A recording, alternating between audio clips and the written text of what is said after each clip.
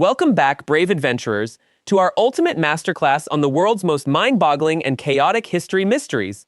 After successfully breaking into the toxic, mercury-filled palace of Qin Shi Huang, today we are flying halfway across the globe to South America.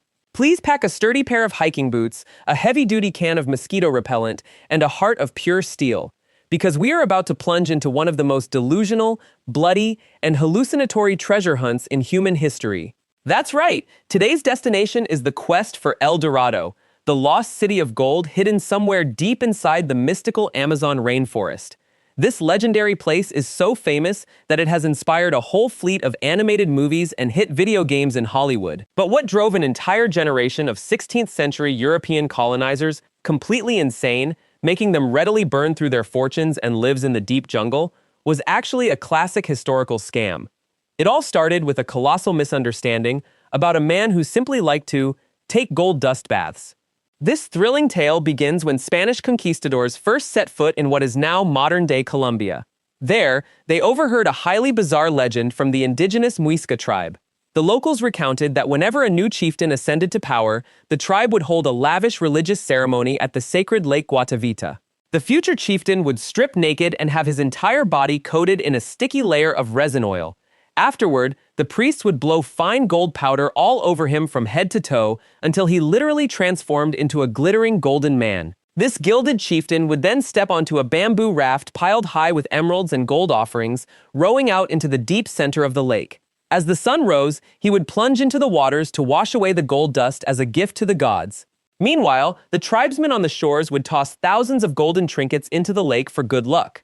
In Spanish, the phrase El Dorado actually just means the gilded man, referencing this exact chieftain. But as this story spread through the whispers of money-hungry conquistadors, it underwent a miraculous game of telephone. From a single gold-bathing man, El Dorado suddenly morphed into an entire city of gold, a colossal golden empire. In this fantasy land, streets were paved with solid gold bricks, and houses were roofed with shimmering sheets of pure gold. This word-of-mouth delusion instantly ignited a raging case of gold fever all across Europe. Famed explorers of the era began assembling massive expeditions to pierce the veil of the Amazon rainforest. The man who kicked off this wave of madness was Gonzalo Pizarro, the younger brother of the infamous conquistador who toppled the Inca Empire. In 1541, Pizarro led a formidable force of over 300 heavily armed soldiers. He also dragged along 4,000 indigenous people as enslaved porters, along with hundreds of fierce hunting war dogs. They charged into the Amazon jungle with the burning conviction that they just needed to cross a few mountains to see the Golden City materialize before their eyes. But the Amazon rainforest was not a theme park for them to enjoy a nice picnic. Welcoming the Spanish expedition were relentless tropical downpours that didn't let up for months. Treacherous, sinking swamps teeming with malaria-carrying mosquitoes stood ready to swallow anyone who slipped up. Not to mention that beneath those dense canopies hid giant anacondas, jaguars, and native tribes ready to launch lethal poison arrows from the shadows. Food supplies vanished rapidly, forcing the arrogant conquistadors to eat their own war horses and hunting dogs just to survive. Within a short period, over half of the expedition perished from starvation, disease, and sheer exhaustion without ever catching a glimpse of a single speck of gold. Out of options, a desperate Pizarro dispatched his subordinate, Francisco de Orellana, to lead a small group downriver on a boat to forage for emergency supplies. But once Orellana floated downstream, he found the current far too fierce to row back up to the camp. So, he decided to just conveniently cruise straight along the massive river. He accidentally became the first European to navigate the entire length of the majestic Amazon River, and made it out alive. Meanwhile, Pizarro and a few dozen ragged, tattered survivors had to crawl back to their starting point in absolute humiliation. Yet Pizarro's catastrophic failure failed to wake the world up. Instead, it only convinced people that El Dorado was hidden even deeper and better. Dozens of subsequent expeditions were launched, turning the Amazon rainforest into a literal meat grinder for the greedy. The most delusional of all was the expedition led by the famous English explorer Sir Walter Raleigh in 1595. He went as far as drawing a grand geographical map, claiming the Golden City actually sat on the shores of a massive lake named Paris in the mountains of Guyana. Raleigh led troops into the deep jungle twice, burning through the English royal treasury and losing his own beloved son in a skirmish with the Spanish. When he returned empty-handed, the King of England sentenced him to death for treason and unauthorized warfare. The head of this brilliant explorer rolled onto the ground, all because of a wild dream about a city that never existed. In addition to scouring the jungle, the Spanish brainstormed a highly violent mechanical method to find gold, draining Lake Guatavita. In 1580, a wealthy merchant mobilized thousands of laborers to cut a massive notch out of the mountainside to drain the sacred lake. They successfully lowered the water level by 20 meters. They managed to scoop up a small number of ancient gold masks and trinkets. But just as they were about to touch the deepest lake bed, where the mother lode was supposed to be, the surrounding mud suffered a severe landslide. The collapse buried hundreds of workers and blocked the drainage canal.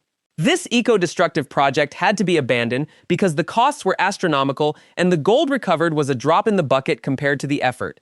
So, the scientific question arises, where did the Muisca get so much gold for their rituals if El Dorado wasn't real? Modern archaeological science unearthed a highly surprising answer from excavations. The Muisca actually had 0 gold mines on their territory.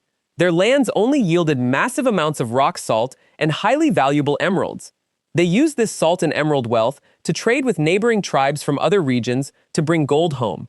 To the Muisca, gold was not a currency used to buy things or hoard for wealth like it was for Europeans. They viewed gold as a spiritual metal, a sacred material meant to reflect the light of the sun god. They hammered gold into flat little figurines called tunjo to offer to the gods.